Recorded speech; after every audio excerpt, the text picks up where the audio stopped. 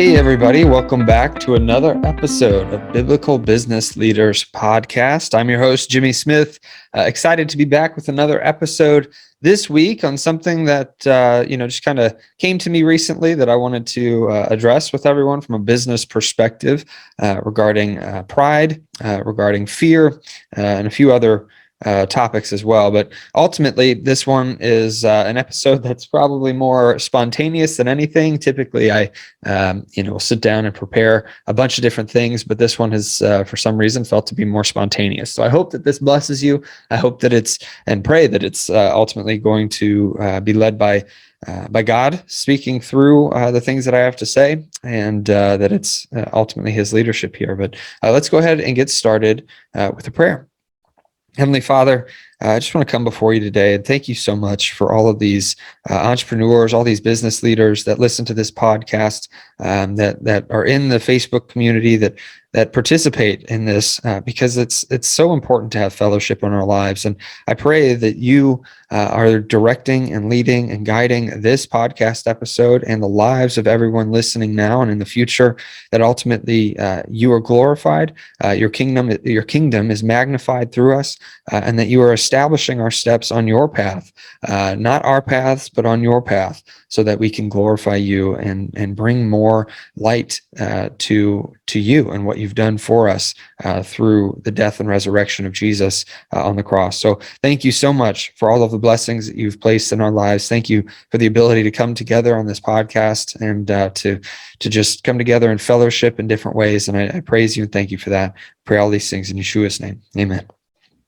All right. So this one is going to be about pride. And the reason I wanted to bring it up is because pride is so super sneaky. And I feel like I don't believe I've talked about this too terribly much, at least on the podcast before. And it just felt right to, do an impromptu episode about this topic, because I came across an article from healthychristianhome.com. Never seen the website before, but came across this article. And one thing that they said in this article is, I once heard it said that the source of most stress is pride.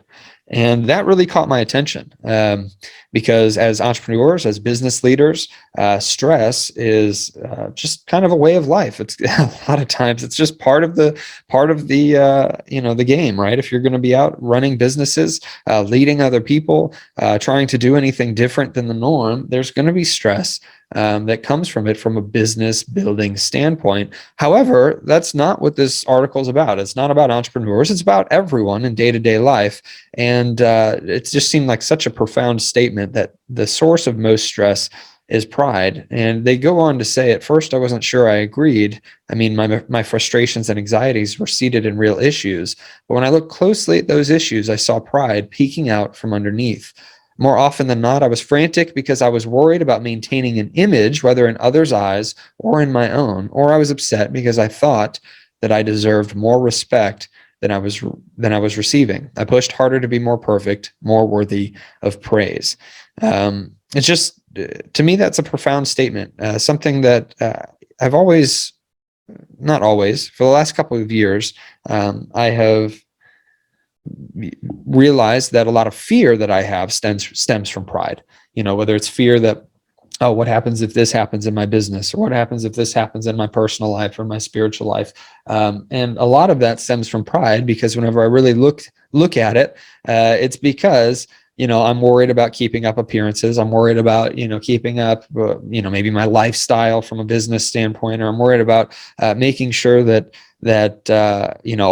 I'm always healthy so that I look good from the outside perspective. But ultimately, those things are prideful. So the fear of, whether it's losing health, or, the businesses that I run, just going away one day, those fears stem from the fact that I want to always keep up those appearances. And that is a very troubling place to be, because in the Bible, I'm sure you've heard many different verses on pride, but ultimately, I believe there's over 50 different verses on pride specifically, probably more than that. But Proverbs 8:13 says, "The fear of the Lord is hatred of evil. Pride and arrogance in the way of evil and perverted speech I hate."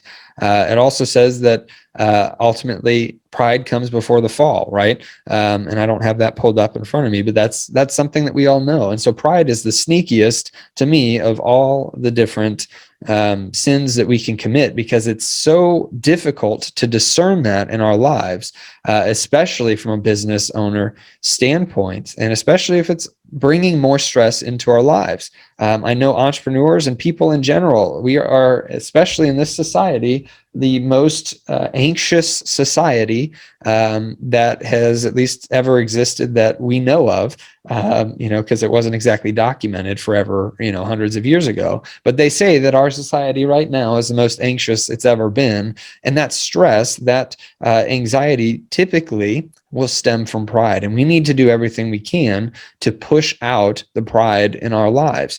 C.S. Lewis once said that pride leads to every other vice. It is the complete anti-God state of mind. So if our reason for doing something is how we look or how accomplished we feel, then we need to reconsider that. Ultimately, we need to realize that Christ is living in us, that when we were baptized, we died to ourselves and were raised with Christ through that. We need to make sure that we are showing in our businesses and in our personal lives, our spiritual lives, and everything we do, that we have the fruits of the Spirit of love, joy, peace, patience, kindness, goodness, faithfulness, self-control, instead of saying that, I'm always super busy. And if you look at today's culture, I'm guilty of doing this. When people say, "Hey, how are you doing?" Most of the time it's like, "Oh, I'm good. I'm super busy." And busyness has become a badge of honor to a certain extent. It's just kind of like what we are. It's what we do. But God, throughout the Bible, talks about slowing down, talks about resting in Him. It's very, and I can't think of any instance biblically where it's a good thing to be considered busy, and too busy for other things, too busy for other people, to spend time with friends, too busy to spend time in the Word, too busy to spend time ultimately pursuing the fruits of the Spirit. That is never a good thing biblically. And so because of that, our stress, our anxieties that are typically going to be stemming from the pride that we have in our lives ultimately leads us to a busyness that pulls us away from God and pulls us away from what we are told to do through Christ's leadership. And there's just so much that we have to be cognizant of. We have to be careful with pride, because pride ruins everything. And what are some things? I'm going to go back to this article, healthychristianhome.com, and I'll put this in the show notes if you want to read it. But it talks about what is pride in the Bible. So when pride is talked about in the Bible, it's described as destructive. And it is an attitude that inflates self and puts self-importance above God. And because it leads to stress, I think that as entrepreneurs, we can very easily forget that the stress in our lives many times are stemming from some sort of a pride in our lives. I'm not going to say it's all the time, but many times the stress that we have in our lives from a business owner, business leader standpoint are going to be stemming from this pride that we have allowed to grow in our lives because we want to make more money, because we want to keep up with the Joneses, because we want to make sure that ultimately we are always taken care for and protected, or we want to always have a strong presence shown to our employees or the people around us. All of these different things can stem from pride. Or maybe it's the fear in your life. Maybe you've got something where, hey, it'd be best for me to go out and cold call or do some sales calls, or to build partnerships with other people, or to actually put myself out there. That's what I'm being led to do. But I'm fearful of that because ultimately, I just don't want to go out there. I don't think I'm good enough. I don't think that anybody cares what I have to say. I don't think I'm a salesperson. I don't think that if I go out there, I can handle the rejection. All of those things, if you look at them from the right perspective, technically stand or come from pride. And so the reason I say that is because if you're too scared to go out and do something that you need to do for your business, or God is calling you to do, and you say that you're not good enough, then that is a prideful thing, because you're saying that ultimately you don't want to put yourself out there and risk rejection and have your pride hurt, right? You would rather stay in your shell, in your bubble, and ultimately allow yourself to not move forward in the plan that God may have for you, because you are too scared to put yourself out there. And that fear that we might take a look at and say, oh, I'm scared to do this, or I'm not good enough. You're technically saying that about God, saying that he can't help you in this situation, and saying that ultimately the way that you look at yourself and the way that you feel about yourself is going to be more important than the things God says about you, than the things that God is telling you to do. And I say you, but I'm speaking to myself as well, because I used to be somebody that cold called for selling insurance before I had my businesses. I put out content on the internet, and all of those times before I got started doing those things, I was scared. Like, I didn't want to do any of these things, but I had to, or I felt like I needed to. But getting through that level of fear is what is required, because it stems from a prideful perspective. Now, again, getting back to the article, what does pride look like? Pride looks like not seeking God in your struggles and trying to do it yourself. Thinking the blessings in your life are because of your own talents, which is something I have to be very careful of, considering some of the success in business. We all have to be careful of this because of success in business or in teaching other people, whatever it is. Once you start thinking that you're the reason for this success, that is a scary place to be. And as you know, this podcast I do a lot of times because it's kind of what I'm working through. So I have to be cognizant of those things. 3, worrying what others think of you all the time. That's where the cold calling perspective that I just mentioned kind of comes into play. If you're worried about going out and getting rejected, or that people aren't going to like you because you have to, make sales calls, or that people aren't going to like your videos that you feel led to put out, or that people don't like hearing what you have to say about the Bible, or about marriage. If you've had a successful marriage and you don't want to, go out and talk about those things because you're worried that people don't care.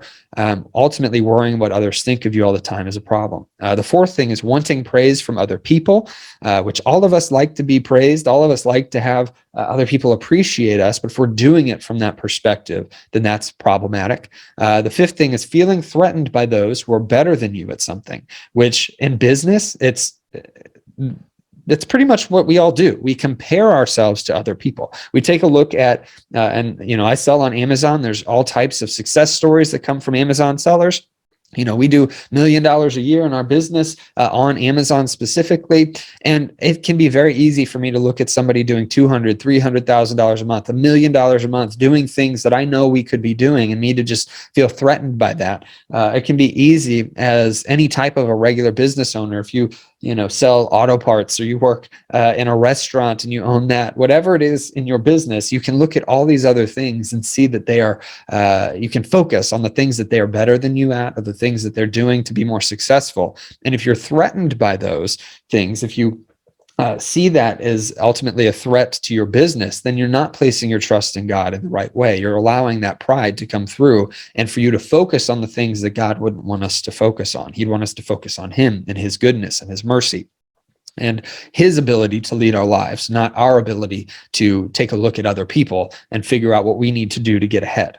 The next one was desiring attention from others frequently, which I honestly have to be careful of as well, because I put out podcast episodes, I put out YouTube videos, I help lead people on their Amazon businesses. So are these things coming from a place of wanting attention from other people? I don't believe so. I believe I've been led to do these things, but I still have to be careful, because it can get to that place. So if you're trying to get attention in your community because you like the attention or the praise, then that can be an issue as well. Or constantly finding fault with other people is the last one that they put.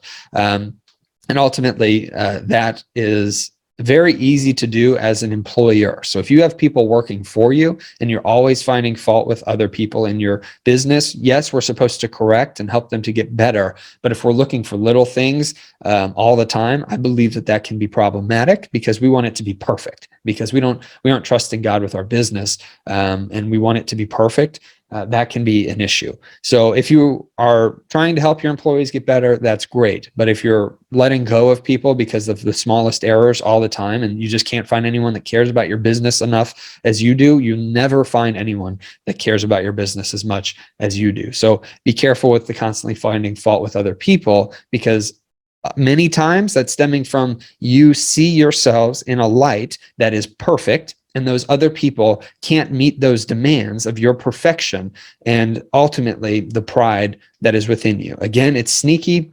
We all deal with pride issues, and I'm just trying to point out a bunch of different ways that these can show up in our lives. And it says it's demonstrated in Proverbs 11:2. When pride comes, then comes disgrace, but the humble is wisdom. So from a business owner standpoint, trying to be humble, trying to submit it to God every day, trying to surrender every second to serving God, trying to have an eternal perspective, which I plan on making a podcast episode on that here in the future. But having an eternal perspective of the things that you're doing today ultimately don't matter. It might matter for your retirement, but we don't care about that as Christians. We care about the eternity after our life ends. So having that eternal perspective is extremely important, and we need to make sure that we're submitting everything to God. It's so important, and Jesus made sure to demonstrate how important being humble is whenever he washed the disciples' feet, and he even humbled himself to the point of death on the cross, right?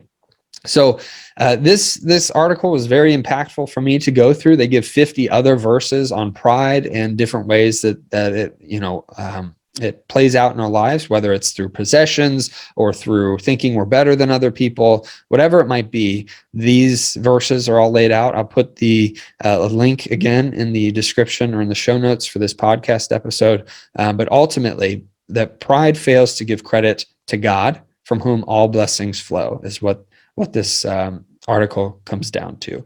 They do give some very good tips for how to get rid of pride. First, humbling yourself, which is easier said than done, but realizing how much bigger that God is than you. One of the things that I've tried to instill in my life that has helped is just each night trying to be still and just appreciate how much bigger God is than me, right? Whether it's going outside and taking a look at just the creation that he's made, whether it's taking a look at all the times and remembering the times when he's shown up in my life that I would have never expected.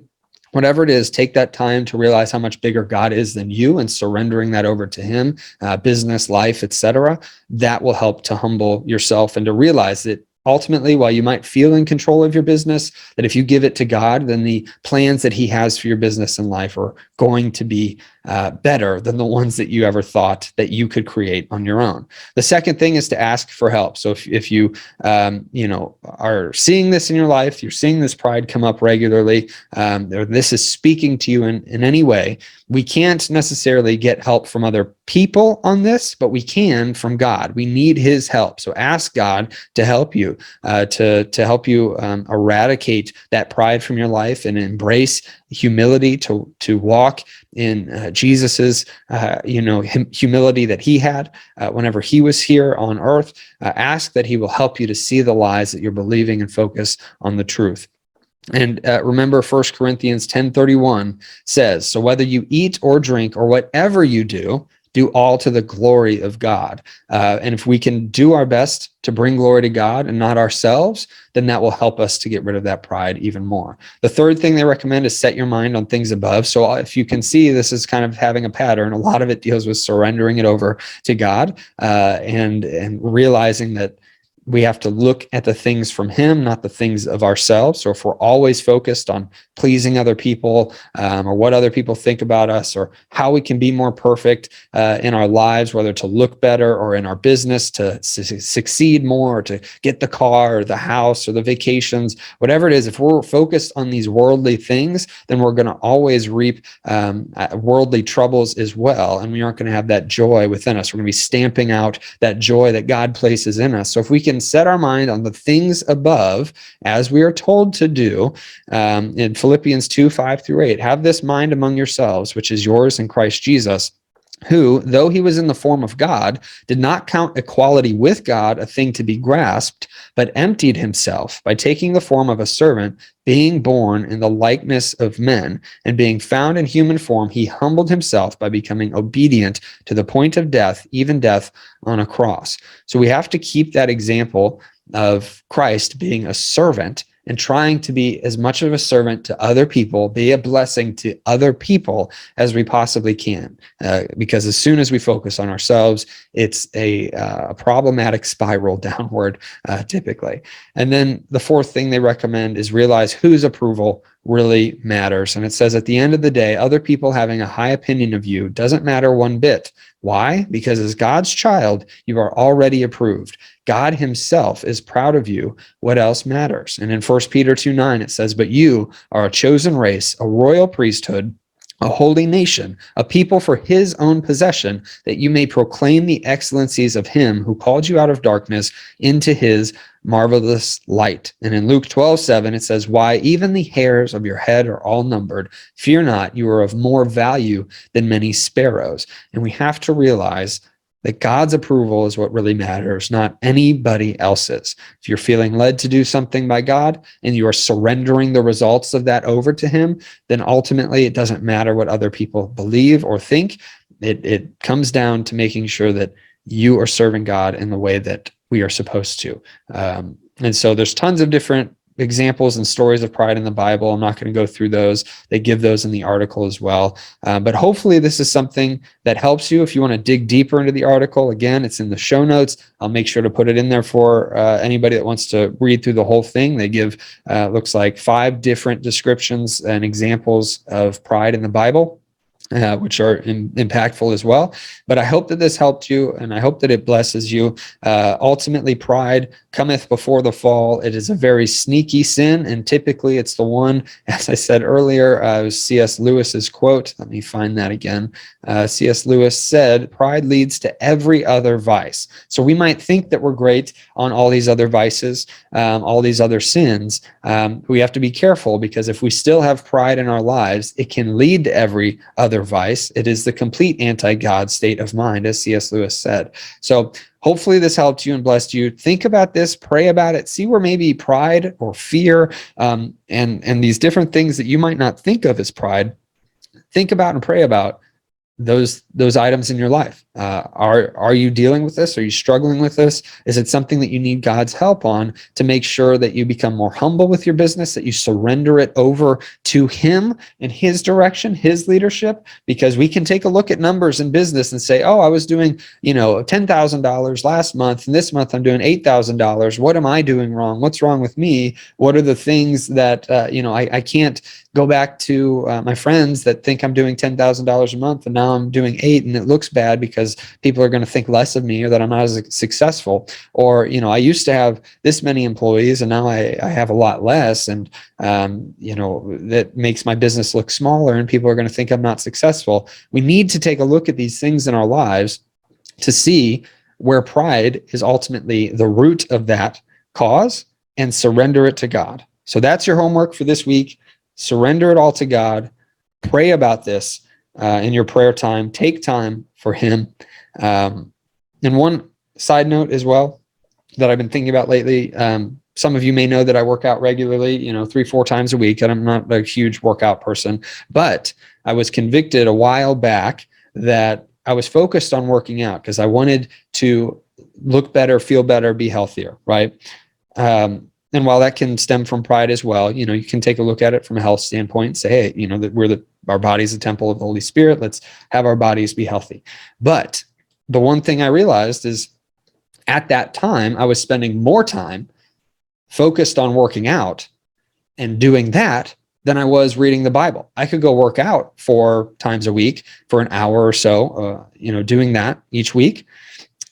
But I was spending no time each day in the Bible, or I was spending 10 minutes in the Bible, and I wasn't consistent with it. Well, if I'm willing to do those things to work out and get better, if I'm willing to place a lot of time into my business to make more money, but I'm not focused on God, then what really is ruling my life, what's really leading it, is my own pride and my own desire to look better, feel better, make more money, right? not my desire to serve God in the best way possible, not my desire to, understand God more, to understand his word more, to grow closer to him, for me to know his voice and him to know me, right? Those things are what's most important that we need to focus on. So take a look at those activities in your life too that might seem like great things that you're doing, but if you're not spending time with God, ultimately those things are vanity, right? And we've talked about that on a couple different episodes a while back, that everything we're doing not submitted to God is done from a vanity perspective. So highly recommend take time right now after this episode, take time this week in a quiet place to pray about pride, pray about humility, pray about God's leadership in your life, in your business, your family, your friends, your money, finances, all of that stuff, that ultimately he is the one leading you, not you trying to make your own path through something that you can't see the whole picture of, but he knows the whole picture. He knows what you're supposed to do in his will, and he will establish your steps on his path as long as you submit them over to him. Doesn't mean you're going to make millions of dollars, by the way. In fact, it'll probably look much different than you think it should. But if it's on his path, then what other path should we even be trying to make for ourselves? It should be on his, and it's on him. We're supposed to lean on him.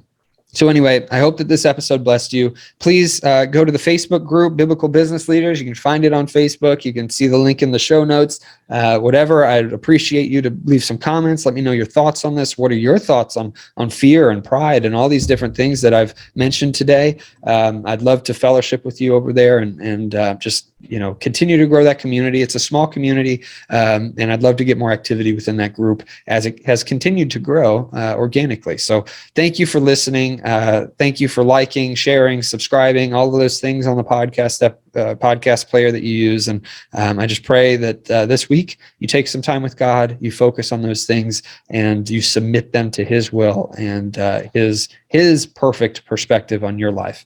So thank you. Have a blessed day. Be blessed and be the blessing to other people.